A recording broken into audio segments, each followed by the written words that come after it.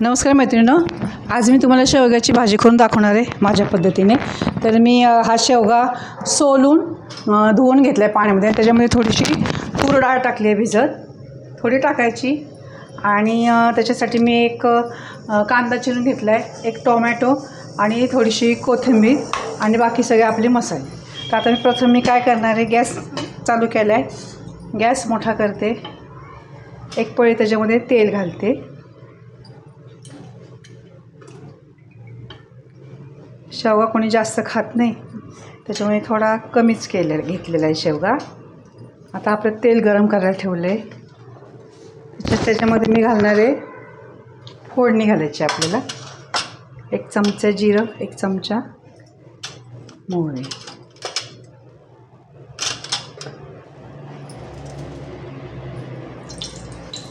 तर तेल तापले, जिरं मोहरी 1 चमचा घातली आहे. तर त्याच्यामध्ये मी हा कांदा घालणार आहे. कांदा आपल्याला छान परतून घ्यायचा आहे. मी ह्याच्यामध्ये वाटण नाही घालणार आहे. काय भाज्यांमध्ये मी वाटण नाही घालणार. असं आलं लसूण पेस्ट त्याच्यामध्ये मी काय भाज्या करते. आता हे आपल्याला छान गुलाबी रंगावर परतून घ्यायचा आहे कांदा. भाजीसाठी कांदा आता चांगला परतूनच घ्यावा लागतो. अर्धा कच्चा ठेवला ना तर मग ते भाजीमध्ये तो कांदा असा कच्चा लागतो. तर ह्याला तर चांगला परतून घेऊ आपण. मोठ्या गॅस करायचा, गॅस बारीक नाही करायचा. मोठ्या गॅसवर चांगला कांदा पटकन परतून येईल. आता कांदा पटकन शिजण्यासाठी थोडंसं त्याच्यामध्ये मी मीठ घालते, म्हणजे कांदा आपला आणखीन पटकन शिजेल.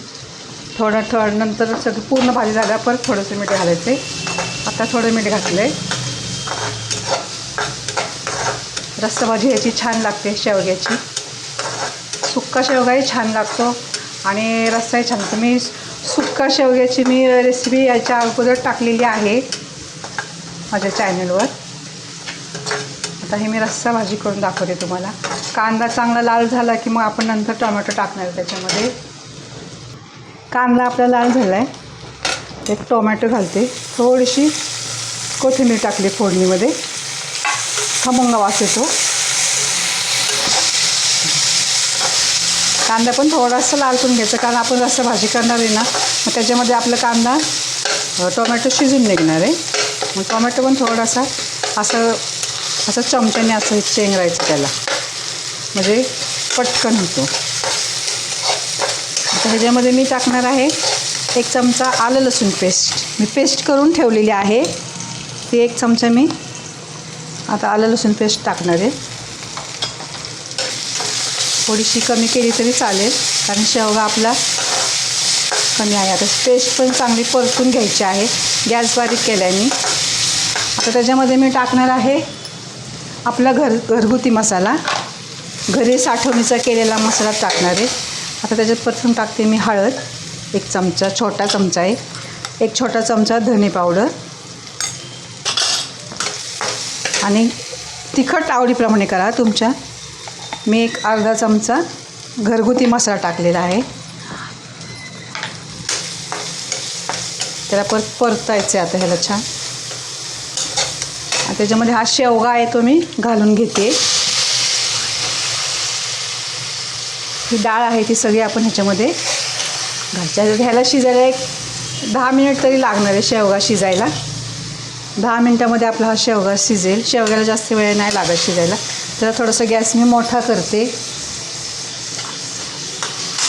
हे जरा हलवायचं. डाळ टाकल्यामुळं काय होतं, जरा भाजीला चव चांगली लागते आणि अशी भाजी मिळून येते.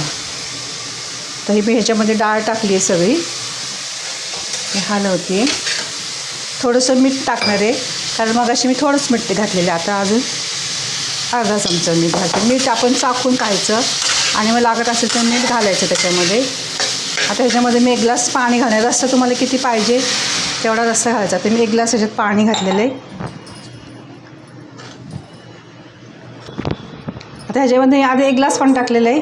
आता मी अजून 1 ग्लास पाणी घालते, कारण मला रस्सा हवा आहे त्याचा. ह्याचा रस्सा छान लागतो. आता त्याच्यामध्ये घालणार आहे मी एक चमचा मसाला घालायचा आहे. हा सांबर मसाला घालायचा 1 चमचा. तुम्ही शेवगाच्या भाजीमध्ये सांबर मसाला घालून पहा, एकदम छान भाजी होते, टेस्ट चांगली लागते. आणि एक 3 ते 4 चमचे शेंगदाण्याचा कूट. गॅस मोठा केला आहे. आता मी गॅस मोठाच ठेवणार आहे. ह्याच्यावर झाकण ठेवणार आहे. ज्यावेळेस उकळी येईल तेव्हा मी गॅस बारीक करणार आहे. हे आता आपले 10 मिनिट झाले. भाजी छान शिजली बघा आपली.